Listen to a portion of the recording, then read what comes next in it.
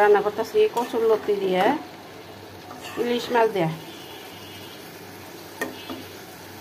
কচুর লতি ইলিশ মাছ ছোট ইলিশ মাছ দেয় কচুর লতি আর কাঁঠাল বিচি দেয়। এই যে কাঁঠাল বিচি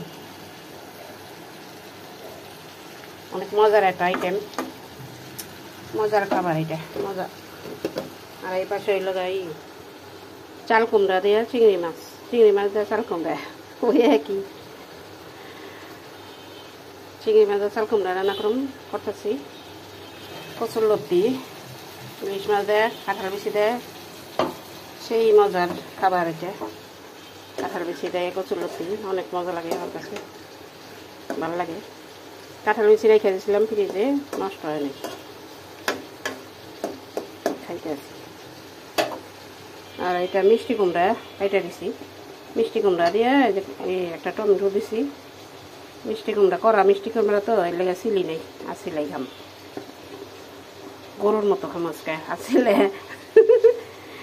গরুর মতো, গরুর ঘাস এই যে করা দেখে এর লেগে সিলা লই নাই আমি। করা মানে কাঁচা মিষ্টি কুমড়া হইলে সিলি না, আসলে রান্না করি এমনি। আর এটা হইল ওই কালীবাউস মাছ দিয়ে মিষ্টি কুমড়ার তরকারি।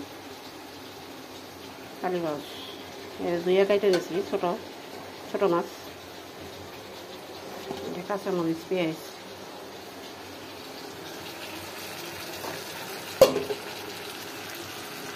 এই হলো আজকের আইটেম। না মনে নেই, শেষ ভাজিটা করা শেষ। আর শুকান না, শুকাইলে মজা লাগবে না, করা হয়ে যাবে।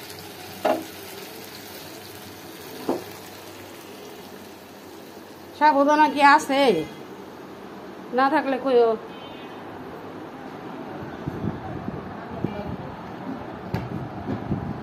আবার কি গরম রে, গরমে ভালো লাগে না। যে চিংড়ি মাছ বাইর করছি, এটা চাল কুমড়া রান্না করার লেগে। আর এটা শাক বাটা, এটা শাক বাইটে রাখছি,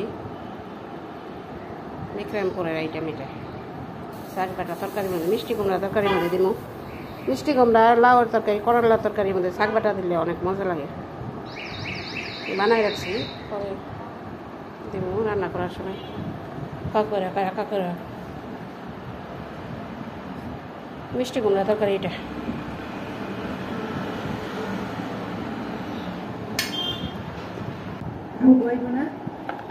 হইতেছে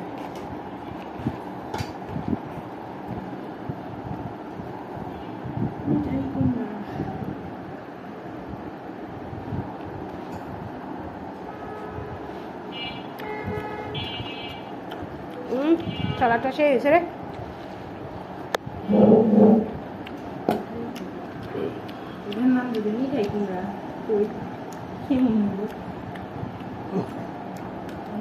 সালাদ